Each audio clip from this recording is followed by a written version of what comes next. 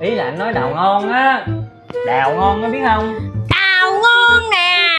Mình uống gì anh ơi? Quán mình đây có đào không em? Ý là em hỏi anh uống gì á. Mà anh hỏi quán mình có đào không? Nín. Anh nói chuyện gì kỳ vậy?